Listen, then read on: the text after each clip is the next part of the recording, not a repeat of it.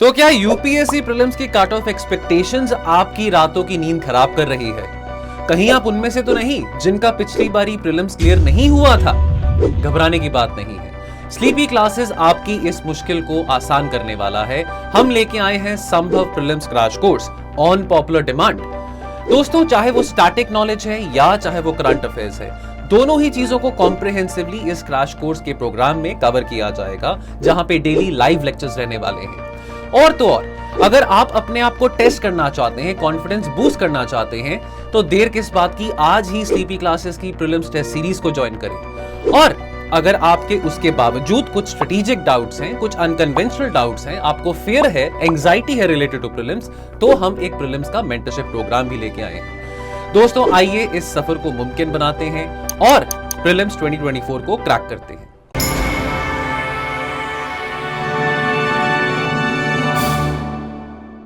Hello everyone, I am Priyanka Goyal and I have secured All India Rank 369 in UPSC CSC 2022. So here with the help of DKT platform, I want to talk about my interview strategy since I have scored 193 marks in interview and this was my last attempt and first interview. So in the very first interview, I believe that I have scored very good marks, like 190 plus are considered like good score in interview.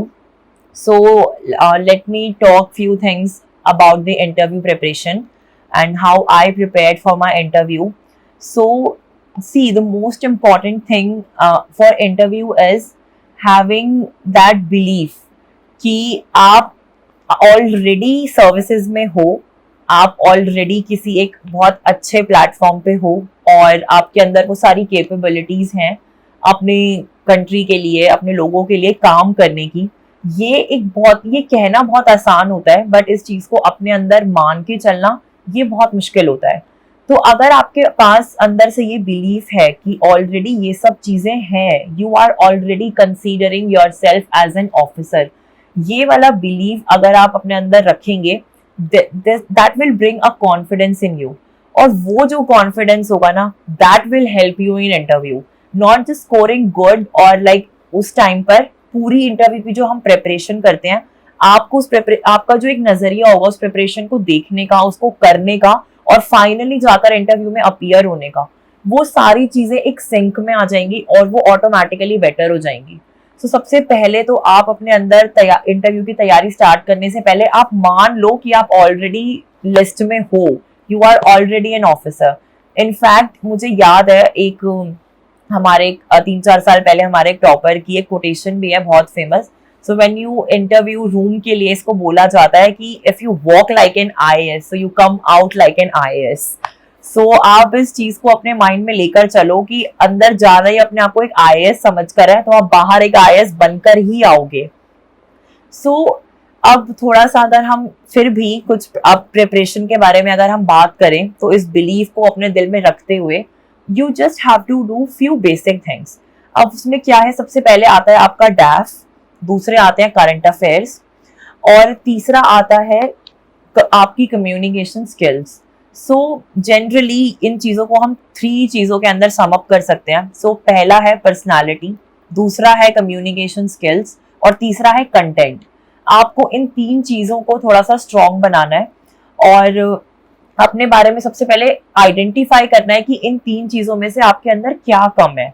तो suppose कुछ लोगों की personality बहुत अच्छी होती है, उनकी communication skills भी बहुत अच्छे होते हैं, पर उन लोगों के पास कंटेंट थोड़ा कम होता है, जो कि मेरे साथ हुआ। मेरी भी यही एक प्रॉब्लम थी कि जनरली मुझे मॉक्स में और मेरे कुछ सीनियर्स से भी मुझे यही सुनने को मिला कि प्रियंका, ये 2 चीज़ तो you have very beautiful personality and very good communication skills, but content पे you need to work, because बहुत से आंसर्स ऐसे होते हैं where we have to say sorry sir I don't no.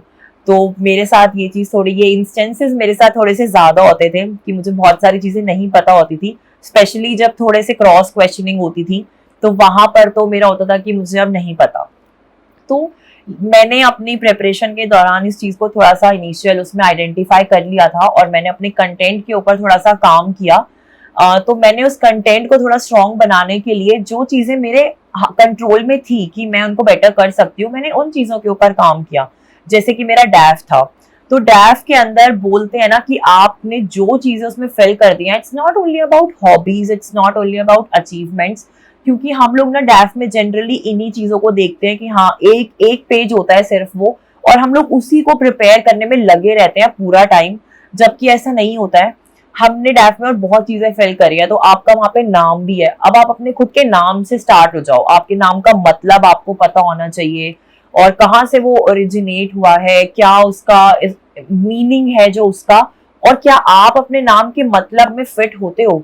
जैसे सपोज प्रियंका मेरा नाम है, तो प्रियंका सिंपली मीन्स की लवेबल, सो ये वो है कि जो लवेबल है, लवेबल, एमिएबल। तो मुझसे अगर मुझसे इनफैक्ट पूछा भी गया था, तो डू यू थिंक कि आपकी जो पर्सनालिटी है वो आपके नाम के मीनिंग के साथ मैच होती है। तो इस तरीके की चीज़ों के लिए आप थोड़ा सा प्रिपेयर्ड रहो, उसके लिए कुछ अच्छे आंसर्स आप प्रिपेयर करो। उसके अलावा फिर आपके पेरेंट्स के नेम आ जाते हैं, आपका स्कूल का नाम है, आपके कॉलेज का नाम है, आपका जो आपका बर्थ प्लेस है। जैसे मैं दिल्ली की ही बॉर्न एंड ब्रॉट अप हूँ, तो मेरा तो जो इंटरव्यू में क्वेश्चन थे वो दिल्ली के अराउंड ही थे कि दिल्ली की प्रॉब्लम्स क्या हैं, उसके सॉल्यूशंस क्या हैं। दिल्ली में उस टाइम पर स्ट्रीट डॉग्स की बहुत ज़्यादा प्रॉब्लम थी, तो एक मेरे से ये इस टॉपिक पर डिस्कशन हुआ था कि how you address that street dog problem. तो आपका जो भी बर्थ प्लेस है उसके बारे में आपको थोड़ा सा आप फेमिलियर होने चाहिए, उसकी सारी बेसिक चीज़ों के बारे में वहाँ पे। जैसे आप है ना, अगर मैं आपको एक बहुत इजीली ये चीज़ बताऊं, तो किसी भी प्लेस को कवर करने का सबसे इजी तरीका होता है, आप उसको ना सिलेबस के साथ लिंक कर लो। तो सिलेबस कैसे है हमारा, पेपर वाइज। तो first paper is of history, geography, society, second उसका पॉलिटी, गवर्नेंस, उसके बाद थर्ड उसका हमारे जो टॉपिक्स आते हैं, तो एनवायरनमेंट, साइंस, इकोनॉमी, और फिर फोर्थ में आता है हमारा एथिक्स। तो आप है ना अपनी जगह को और आपके जो भी ड्राफ्ट में जो बेसिक सी चीजें मेंशन्ड है, आप है ना उसको इस तरीके से लिंक कर लो। तो सपोज दिल्ली है, तो दिल्ली की हिस्ट्री, ज्योग्राफी, दिल्ली की सोसाइटी कैसी है, दिल्ली का ओवरऑल कल्चर कैसा है, यहाँ पे जैसे हाइब्रिड कल्चर है दिल्ली में, तो उसके बारे में मैंने प्रिपेयर किया। उसके अलावा फिर सेकंड की दिल्ली का जो पॉलिटी और गवर्नेंस स्ट्रक्चर है वो कैसा है, स्पेशली यहाँ पे जो कॉन्फ्लिक्ट्स चलते हैं उसके ऊपर भी बात हुई थी इंटरव्यू के अंदर, तो ये मैंने प्रिपेयर किया था। फिर थर्ड हमारा आता है, तो जो हमारे थर्ड जो GS3 में जो टॉपिक्स मेंशन है, उस तरीके से आप लिंक करो सारी चीजों को। आप अगर इस तरीके से प्रिपेयर करोगे ना अपना डैफ, तो वो बहुत बेटर प्रिपेयर होगा और बहुत सिंक्रोनाइज्ड मैनर में प्रिपेयर होगा, और एक होलिस्टिक अंडरस्टैंडिंग आपको खुद बनेगी अपने बारे में, और आंसर कैसे देना है उस चीज के बारे में भी। उसके बाद ये थोड़ा सा हमारा डैफ का आता है। फर्दर हम बात करते हैं उसके अचीवमेंट्स, और जो हॉबीज वाला हमारा एक सेक्शन होता है, वो गिफ्ट्स प्राइजेस वाला एक सेक्शन होता है, तो उसको तो डेफिनेटली आपको कॉम्प्रिहेंसिवली प्रिपेयर करना ही है, बिकॉज कुछ लोगों का वो बहुत डायनामिक होता है और कुछ लोगों का वो थोड़ा सा सिंपल होता है, जिनका ज्यादा नहीं होता। That is also not a problem. In fact कुछ लोग तो उसको बिल्कुल ब्लैंक छोड़ देते हैं, और मैंने उनको भी देखा है बहुत अच्छे मार्क्स स्कोर करते हुए। तो ये कोई कंपल्सरी नहीं है कि आपको उसको फिल ही करना है। तो आप अभी से मतलब इस चीज का प्रेशर तो आप बिल्कुल मत लो कि आपको उसको फिल करना ही करना है, ऐसा नहीं। अगर कुछ नहीं है, please be honest with yourself, with board and like with society, कि अगर ऐसा कुछ नहीं है please do not fill, just leave it blank. उसका कोई नेगेटिव इंप्रेशन नहीं होता है इंटरव्यू बोर्ड पे, ऐसा मुझे पर्सनली लगता है। लेकिन जो लोग फिल करते हैं, तो अब आपने जो चीज फिल करी है, जो भी आपकी हॉबीज हैं, प्लीज आप उसको बहुत अच्छे से कॉम्प्रिहेंसिवली प्रिपेयर करो।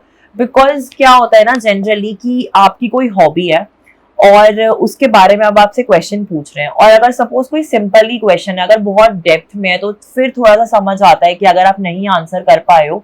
लेकिन अगर वो सरफेस लेवल पे आपसे कुछ पूछ रहे हैं और वो भी अगर आप आंसर नहीं कर पा रहे हो, so I feel that can give a negative impression कि आपकी ये हॉबी है, आप इतने टाइम से इस चीज को कर रहे हो और फिर भी आपको इस चीज के बारे में नहीं पता। सो वो मुझे लगता है कि वो चीज अवॉइड करनी चाहिए, उसको थोड़ा अच्छे से आप प्रिपेयर कर सकते हो। जैसे मेरी सेमी क्लासिकल डांस मेरी हॉबी थी और है, मतलब मैंने उसको फिल किया था, और एक डायरी राइटिंग भी मेरी हॉबी है, तो मैंने इन दोनों चीज़ों को अपने हॉबी सेक्शन में फिल किया था, और इनके ऊपर से क्वेश्चन भी मुझसे पूछे गए थे। तो मैं बहुत कॉम्प्रिहेंसिवली प्रिपेयर्ड थी। इनफैक्ट डायरी राइटिंग के ऊपर मुझसे ऑल्दो बहुत सिंपल क्वेश्चन पूछा गया था कि मैं कब से लिख रही हूँ और मैं उसको क्यों लिखती हूँ, मुझे क्या बेनिफिट मतलब महसूस होता है डायरी लिखने के बाद, मुझे क्या ऐसा उसने हेल्प किया मेरी प्रिपरेशन के अंदर, और फर्दर सर्विसेज में जाने के बाद वो हॉबी मुझे कैसे हेल्प कर सकती है। तो ये कुछ इस टाइप के क्वेश्चंस थे, लेकिन मैंने ये सब तो मैंने प्रिपेयर किया ही था। उसके अलावा तो मैंने तो डायरी राइटिंग के ऊपर बहुत डिटेल में प्रिपेयर किया था कि डायरी कब से लोग लिख रहे हैं, उसका हिस्ट्री में क्या था, और पहली डायरी कौन सी लिखी गई है, फेमस डायरी राइटर्स कौन है, कौन किस किस की फेमस डायरीज है, उनके पीछे की स्टोरीज क्या क्या है। तो मैंने तो ये इन सब लाइन्स पर भी मैंने उस चीज को प्रिपेयर किया था। So I am just sharing an example that how comprehensively you have to prepare your hobby. उसके बाद अगर हम अचीवमेंट सेक्शन की बात करते हैं, तो मुझे ऐसा लगता है कि थोड़ी सी अगर चीज़ें डायनामिक वहाँ पे होती है तो आई फील कि शायद इंटरव्यू बोर्ड भी थोड़ा सा इंजॉय करता है उस चीज़ के बारे में डिस्कस करने के लिए। तो जैसे मेरा वेरी फ्रैंकली स्पीकिंग मेरा जो थोड़ा बैकग्राउंड रहा specially in my college days, वो थोड़ा सा मॉडलिंग के अराउंड भी था। और उसके अलावा जब मैं प्रिपेयर कर रही थी तो उस टाइम पर भी मुझे बहुत सारे ऐसे मॉडलिंग असाइनमेंट्स के ऑफर्स आए थे, और मुझे कुछ साउदर्न मूवीज में भी काम करने के लिए मुझे ऑफर आए थे एज लीड एक्ट्रेस। उनके डायरेक्टर्स ने मुझसे बात की थी। तो ये सब चीज़ें जो थी, तो इनका कुछ बेसिक मेरे पास कुछ था जो मैंने अपने डैफ में मेंशन किया था। और इस चीज़ के बारे में मुझसे फिर इंटरव्यू के अंदर काफ़ी कॉम्प्रिहेंसिव एक डिस्कशन चला था कि Priyanka, so why you want to become a civil servant and why not a model. So generally आपका क्या परसेप्शन है मॉडल्स के बारे में। और फिर एक एडवर्टीजमेंट में मेरा सिलेक्शन हुआ था, तो फर्दर फिर वो डिस्कशन वहां से एडवर्टीजमेंट के ऊपर मूव ऑन हुआ कि how advertisements have evolved in India. तो वहां पे उस चीज के बारे में मैंने वहां पे उनको आंसर्स दिए, एक्सप्लेन किया उस चीज को। तो दिस वे मतलब मैंने जो भी अपने डैफ में उस चीज को लिखा, खुद ही डैफ के अंदर ना एक क्वेश्चन आंसर सेशन होना चाहिए जो आप खुद से करते हो, कि जो भी आपने लिखा है ना, आप मुझे लगता है कि आप 400-500 क्वेश्चन है ना खुद प्रिपेयर कर लो अपने डैफ में से। उसके बाद आप मॉक्स वगैरह लो जहां पे फिर कुछ नए सेट ऑफ क्वेश्चंस आपको मिलते हैं और आप उनको भी प्रिपेयर करो। सो एक ये तो हो गया डैफ के बारे में जो अपने ब्रॉड लाइंस पे बात की। उसके बाद आता है हमारे करंट अफेयर्स। सो ये दो चीजें बहुत इंपॉर्टेंट होती हैं किसी इंटरव्यू के लिए, यही दो चीजें ज्यादा इंपॉर्टेंट है आई बिलीव। तो करंट अफेयर्स भी आपके साइड बाय साइड आपकी प्रिपरेशन में चलने चाहिए। जनरली लोग सजेस्ट करते हैं कि आप 2 या 3 अखबार पढ़ो, बट मैं उतना ज्यादा न्यूज़पेपर रीडिंग या न्यूज़पेपर लवर पर्सन नहीं हूँ। तो मैंने इतने न्यूज़पेपर्स तो रीड नहीं किए थे, 2-3, मैं सिर्फ एक ही न्यूज़पेपर रीड करती थी, इंडियन एक्सप्रेस। उसके अलावा मैं ना थोड़ा सा ऑडियो विजुअल मैकेनिज्म्स को ज्यादा फॉलो करती हूँ। तो मैं जैसे जो ऑनलाइन न्यूज आती है, जैसे न्यूज एनालिसिस आते हैं आजकल यूट्यूब पे हमारे CSC से रिलेटेड, उसके अलावा जो हमारे ना बेसिक चैनल्स हैं जो हमारे न्यूज के, जो हिंदी के, इंग्लिश के कोई भी चैनल है, तो मैं ना उनको फॉलो कर लेती थी, बिकॉज उनमें ना हमें ज्यादा जनरल अवेयरनेस पता लगती है और जो एक जनरल परसेप्शन है सोसाइटी का उन चीजों के बारे में, ऑल्दो थोड़ा सा न्यूज चैनल्स में हो जाता है कभी कभी exaggeration, but still I believe कि वो भी हम लोगों के लिए एक पॉजिटिव चीज है, बिकॉज हमें वो और बेटर एनालाइज करने में ना हेल्प करती है। हमें पता चल रहा होता है कि एक एग्जैजरेटेड थिंग है या फिर ये बहुत ज्यादा नेगेटिव है या बहुत ज्यादा पॉजिटिव चीज है, तो हमें इजी हो जाता है एक बैलेंस्ड ओपिनियन फॉर्म करने में। इसीलिए मैं जो हमारे जो हिंदी के न्यूज चैनल्स हैं जो हम टीवी में देखते हैं, मैं उनको 2-3 चैनल्स को फॉलो करती थी। तो बेसिकली मैं 2 से 3 घंटे डेली के करंट अफेयर्स फॉलो करती थी, थोड़ा उससे टच में रहने के लिए। और अब सिर्फ ये नहीं है कि आपको ना करंट अफेयर्स बस सुन लिए और हो गया, सो दैट इज वो प्रीलिम्स और मेंस तक तो वर्क करती है वो चीज, बट इंटरव्यू के अंदर क्या होता है ना कि उसके बाद ऑटोमेटिकली आपको अपना ओपिनियन उनके सामने रखना होता है, because that is the prominent next question. कि आपने अगर उन्होंने पूछा भी कि बेटा are you aware of this thing, तो हमने बोल दिया यस सर, तो उन्होंने पूछा कि आप क्या पता है आपको, तो करंट अफेयर वाली पार्ट तो वहीं पे कवर हो गई कि आपने बता दिया उनको कि हाँ यहाँ पर ऐसा ऐसा चल रहा है। अब उसके बाद फर्दर क्वेश्चन आता है, तो आपको क्या लगता है या what is your opinion on this, या इस चीज को कैसे ठीक कर सकते हैं या कैसे इसको बेटर बना सकते हैं, वहां पर एक्चुअल काम आता है।